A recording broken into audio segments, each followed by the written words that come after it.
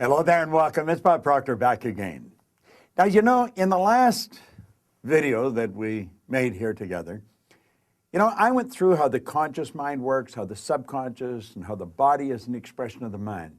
And as you go through that, if you go through it a few times, you're going to see, yeah, that's exactly what happens. Now, I want you to think of this for a moment. When you impress an idea upon your subconscious mind, that alters the vibration of this instrument we call our body. See, our body is a molecular structure, really what it is. It's a mass of energy in a very high speed of vibration. Now, we invented a word to describe our conscious awareness of vibration, and that word is feeling. If you ask a person, how are you today? They'll say, well, I'm feeling fine, or I don't feel that good, I feel great. You never hear a person say, oh, I'm consciously aware of being emotionally involved with a negative idea, so therefore I've moved into a negative vibration. But that's exactly what happens. So, you see, as we start to understand this, and we become aware that we're not feeling too good, we can change it. Now, it takes a little training, but you can do it. We are really in charge of how we feel. Now, we let other people upset us, but we don't have to let other people upset us. We don't need to react to them. We can respond. We can listen to what they're saying, and they say, well, you're entitled to your opinion, but that's just not what I'm like. And we can hold our own idea of ourselves.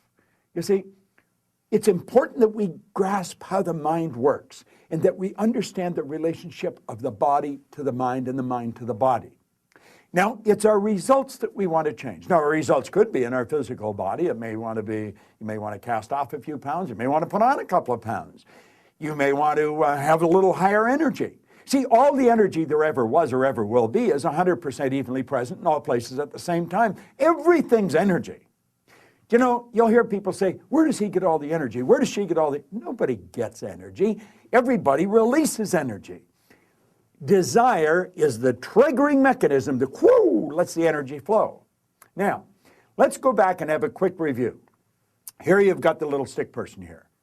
There you've got the conscious mind, and remember, you have the sensory factors hooked up to the conscious mind. And then you have the subconscious mind, and then you have the body. Now, the conscious mind has the ability to choose thoughts. Those thoughts turn into pictures. We turn the pictures over to the subconscious mind, and then the subconscious mind expresses the action, all right? Now, what is the problem? Remember, we said the subconscious mind had no ability to reject. We said the subconscious mind cannot differentiate between what's real and what's imagined. How did we arrive on the scene? I'll tell you. When you arrived on the scene, you did not have any conscious faculties developed. The sensory factors weren't even developed. This is how you arrived. That's called the little life. That's the baby. No conscious mind. So there's the subconscious mind. It's wide open. You can put anything in it. You see, your subconscious mind is programmed genetically. That's why we look like our relatives. It's built right into the genes at birth. But then we're programmed environmentally. Carl Mendinger from the Mendinger Foundation in Topeka one time said, environment is more important than heredity.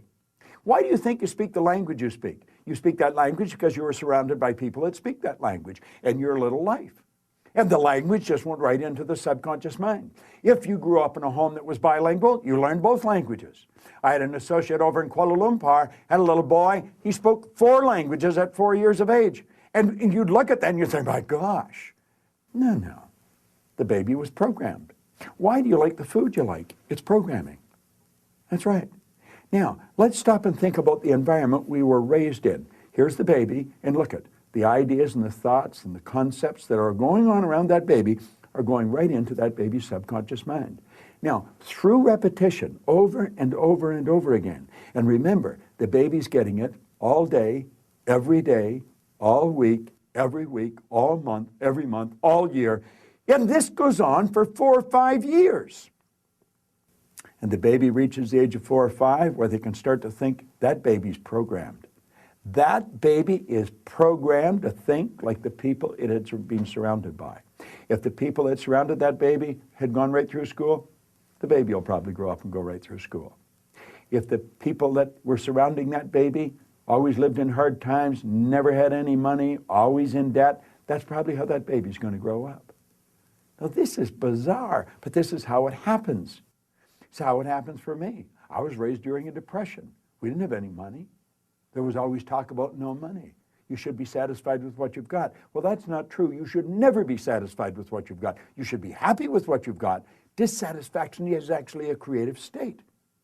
So here we have now a baby that has been programmed. Now, let's take and think for a moment. What happens when that baby starts to think for itself? Now think of this. The paradigm controls the vibration controls the action which produces the result. Now here we go. Here you got the baby with the paradigm, and the conscious faculties have developed. They have the ability to think. There's a power flowing into them. What are they going to think? They're going to think thoughts that are in harmony with that paradigm. That's right. We've been raised to believe you go to work to earn money. Do you know that working is the very worst way to earn money? That's right. You should go to work for satisfaction, not for money. You provide service for money. You can earn money while you're sleeping.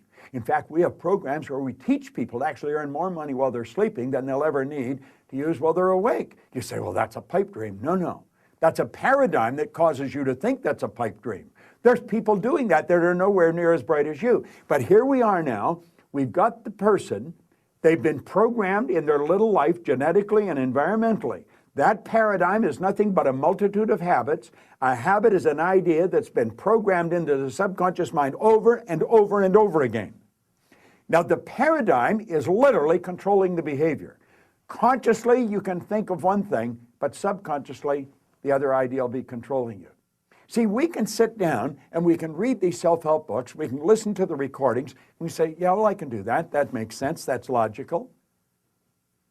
But then we can't do it. Why? Now think of this for a moment. I want you to imagine that you're going to accept an idea right now to turn your annual income to a monthly income. You say, well, I'd like that, but will you do it? Probably not. Your paradigm will stop you. See, your paradigm literally controls the results. Now, let's think of how the paradigm was formed. The paradigm was formed through repetition. The idea is being planted in your subconscious mind. Now, understand your paradigm dictates your logic. Your paradigm controls how you utilize your time. Your paradigm controls your perception of situations. Your paradigm controls your effectiveness. Your paradigm controls the amount of money you earn. If you want to change your life, you must change your paradigm. You see, to most people, it's illogical that they could take and turn their annual income to a monthly income. But if you follow our teachings, we'll show you exactly how to do that. We'll show you how to accomplish anything you want to accomplish, because what we're focused on is showing you how to change the paradigm. When the paradigm's changed, your life changes. It's a beautiful concept. It's an absolutely phenomenal concept. Now you know why you're getting the results you're getting. It has nothing to do with your intellect. Your intellect, you can figure out how to do things. But that doesn't mean you're going to do them. You'll hear people say, I believe that, but their behavior would indicate they've never even heard of it. Why? We believe something on a conscious level. On a subconscious level, the paradigm believes something else. There's a word called praxis. Praxis is the integration of belief with behavior. We've got to take the beliefs that we have consciously, that we determine by thinking, and plant them in the place of the old belief. See, I used to believe that I couldn't do anything better than I was doing. I felt fortunate that I was on the fire department. The idea of building a company that operated all around the world, furthest thing from my mind. But you know something? As I changed my paradigm, my whole world changed. That's what we do. That's what it's all about. You've got to change your paradigm if you want to change your life. Now, you can study all you want.